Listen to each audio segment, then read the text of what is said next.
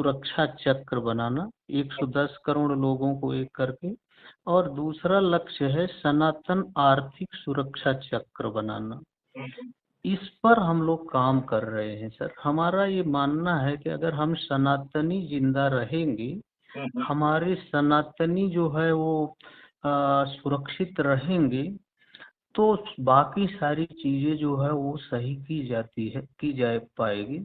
लेकिन अगर हम शारीरिक रूप से और आर्थिक रूप से सुरक्षित नहीं रहेंगे तो बाकी चीजें नहीं हो पाए।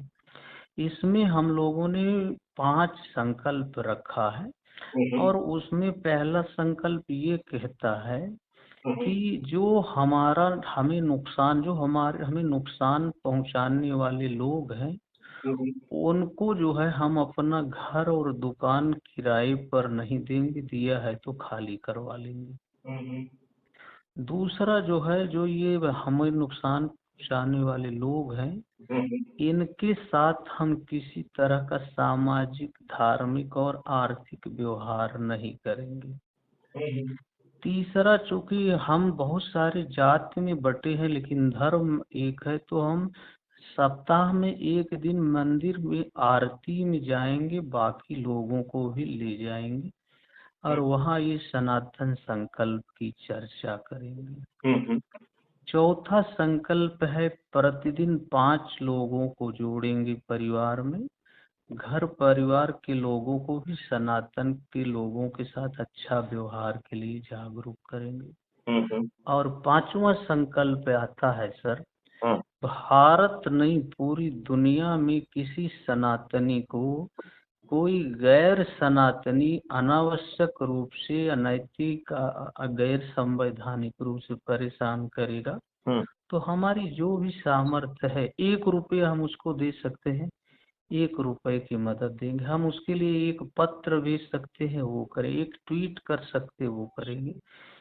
इस तरह से हम लोग वसुधैव कुटुंबकम करेंगे और सनातन सुरक्षा चक्र इसमें होगा।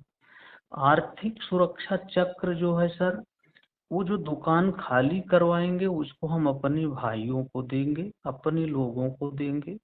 वो उस सुरक्षा उनको, उसमें हर दुकान पर एक व्यवसायी और 4 लोगों को रोजगार मिलेगा। हमारे जो सोसाइटियां हैं, अपनी सोसाइटियों में जो है अपने लोगों की दुकान खुलवाएंगे। हम अपने लोगों से ही सामान खरीदेंगे। हमारे जो अन्य काम हम घर में करवाते हैं, लोग आकर के रेकी करते हैं, उस काम के लिए हम अपने एक्सपर्ट से उनको प्रशिक्षण देंगे और प्रशिक्षण दे करके 110 करोड़ लोगों को आर्थिक सुरक्षा चक्र बना के रोजगार की गारंटी दे देंगे। ये काम हम लोग कर रहे हैं। आप बहुत अच्छा काम कर रहे हैं, बहुत साधुवाद है। लेकिन मैं केवल एक बात ये कह रहा हूं कि उन 25 या 30 करोड़ लोगों को आप कंसोलिडेट क्यों कर रहे हैं?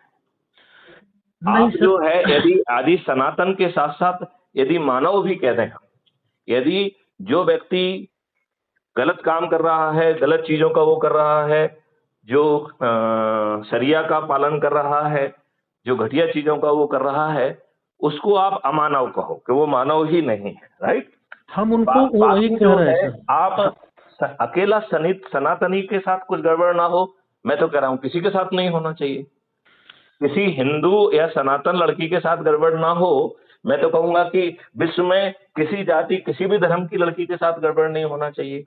और हम यही कह रहे हैं कि ये व्यवस्था स्थापित की जा सकती है। आएगा, मैं वहां पर भी आता हूँ सर जी। जब ये हमारा सनातन सशक्तिकरण होगा, सनातन सशक्तिकरण का लक्ष्य प्राप्त करने के बाद जो हमारा वसुधैव कुटुंबकम का सिद्धांत है, वो हम सबको बोलेंगे कि आप जो है हमारा गला काटने की बात मत करिए, आप अपने बच्चों को जो है सुसाइड बम्बर मत बनाइए, आप अपने बच्चों को हमारे मंदिर में तोड़ने के लिए मत शिक्षा दीजिए, आप अपने बच्चों को ये मत शिक्षा दीजिए कि यही मरेंगे तो जन्नत मिलेगी, आप अपने बच्चों को ये मत बताइए कि काफिर काटने के लिए उल्टा कह रहे हैं कि हमारी सरकार धर्म गुरुओं को इकट्ठा करके इन्हीं के जो है ना, उन क्लॉजेज में जो कि नेगेटिव है उस पर चर्चा करें और उनकी सहमति से उसे उसका हिस्सा ना बनाए, ये माने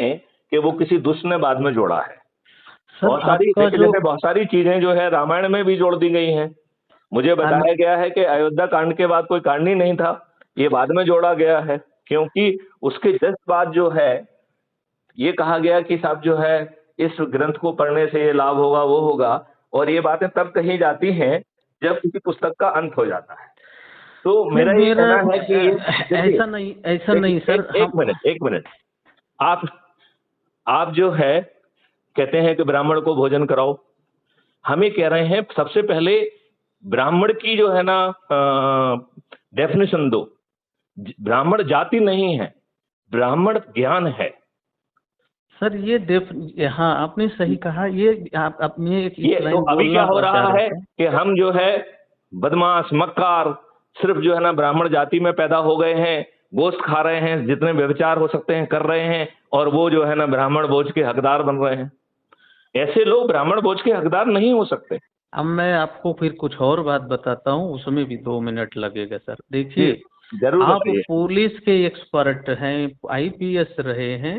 जी ये एक्सपर्टता आपको आई जब आपने 1 से लेकर के ग्रेजुएशन तक की 13 साल की पढ़ाई की है, यानी ज्ञान अर्जन किया। और जो 13 ज्ञान साल की पढ़ाई अर्जित नहीं की है, 13 डिग्रियां भी हासिल की हैं। हमने मैं आपके व्यक्तित्व के बारे में नहीं जानता। ये जो साधारण तरीका है सर, हम्म, ग्रेजुएशन करना है 13 5 18 साल, उसके बाद यूपीएससी का एग्जाम देना है, उसमें अगर आप क्वालिफाई कर गए हम्म, तब आप जो है आईपीएस बन सकते हैं। ठीक है। तो ये आप जो है कम से कम 18 साल और 2 साल 3 साल 4 साल आपने मेहनत करके आईपीएस अर्जित किया। हाँ हाँ। ये अर्जित करने के बाद आप आज इन सारी चीजों को बोल पा रहे हैं कि ऐसा होना चाहिए, और आप एक नया भारत राष्ट्र के लिए जो बहुत ही सुंदर सिद्धांत है, उस सिद्धांत को ले आ पाए हैं। हम भी वही बोल रहे हैं सर। हाँ हाँ। पहले हमारे जितने सनातनी भाई हैं, हाँ हाँ। इनको हम ये जो समय है दे करके जब एक कर लेंगे, हाँ हाँ। तो हम इनको जब भी कुछ बोलेंगे हाँ हाँ। या वो कुछ भी बोलेंगे तो हमारी आपस में सहमति होगी। बहुत सुंदर, बहुत सुंदर। रही बात धर्म की सर, तो अगर हम धर्म के विशेषज्ञ ही नहीं हैं हाँ हाँ। तो हम धर्म पर चर्चा नहीं कर सकते। जिसके हम विशेषज्ञ नहीं सर, उस पर कोई टिप्पणी नहीं करना नहीं, चाहिए। लेकिन हम ये कह रहे हैं कि जहां पर अपने लाभ के लिए बहुत सारी चीजें लिख दी गई हैं, हमें ताकत होना चाहिए कि वो हम कहें कि उसका तथ्य क्या है। हम ये नहीं कह रहे हैं कि मैथिली शरण गुप्त कहें, ये मैं ये कहने कह की रहा हूं कि जिनको आप योग्य मान रहे हैं वो चर्चा कहें, नहीं सर, ये वो इन कहने की चीजों बात को हटा भी दें।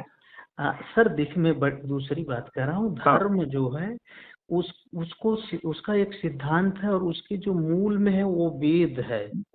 मैं उन ये कह चारों रहा हूं वेदों कि अगली लाइन बोलने उस वेद दीजिए। में यदि कहीं ब्राह्मण लिखा गया है तो फिर उस ब्राह्मण को जाति से ना बांटा जाए, आप कर्म से सुनिए ना बांटा सर, जाए। सर और ये बात हमें चार कहना पड़ेगी। देखो, यदि हम अपनी सिलेक्टिव बातें करेंगे, अपने लाभ की बातें कहेंगे, तो हमारी बातों को मेरी कोई ग्रहण नहीं करेगा। मेरी बात नहीं पूरी होने दी सर। हाँ चारों जो वेद हैं, हाँ उस वेद के रचयिता महर्षि वेद व्यास जी, हाँ। आप बुरा मत मानिएगा, ऐसा कुछ भाव नहीं है। हम्म, वो ये एक मल्लाह जात की लड़की के हम्म, दुराचार का परिणाम थी। हाँ हाँ। ये सही बात है ना सर? नहीं, मुझे जानकारी नहीं। अच्छा, वो एक्चुअली जो है हाँ वेद व्यास जी, वो जो शांतनु महाराज ने बाद में जिस कन्या के साथ शादी किया था, हाँ उस कन्या के गैर विवाहित जीवन में उसके गर्भ से पैदा हुए थे। हाँ। ऋषि पराशर के साथ यौन संबंध बना करके, और वो बिना शादी के वो पैदा हुए थे। हम्म। तो वो जो है मल्लाह जाति से थे। हम्म, उन्होंने वेद की रचना की। हम्म। उस वेद को ले करके या उनके रचयिता को लेकर के कभी इस भारत राष्ट्र में, भारतवर्ष में कोई प्रश्न उठाया कि ये तो मल्लाह का लिखा हुआ है, इसको हम कैसे पढ़ें? कोई मैं तो उल्टा प्रश्न कह है रहा सर? हूँ, लिखने वाला कोई भी हो, यदि अच्छी बात लिख रही है तो उस पर अध्ययन भी होना चाहिए, चर्चा मैं भी होना ये चाहिए। कह रहा हूँ उसकी सर, जाति उसमें बाधा क्यों बनना चाहिए? मैं ये कह रहा मैं हूँ वो सर कि उसने उसने एक मिनट, यदि उसने जो है शादी प्रेम हो गया, इश्क हो गया, शादी कर लिया, पैदा हो गया, ये जो है उस व्यक्तिगत उसके व्यक्तित्व और उसके कंट्रीब्यूशन को हम इस बात को लेके नहीं, वो हमारे प्रेम क्यों और करना उसका चाहिए? बात नहीं रहा है सर। वो हाँ? केवल जो है प्रेम भी नहीं था, बस नाव में टहलते ही वो उनके अंदर भाव आ गया और दोनों लोग मिल लिए।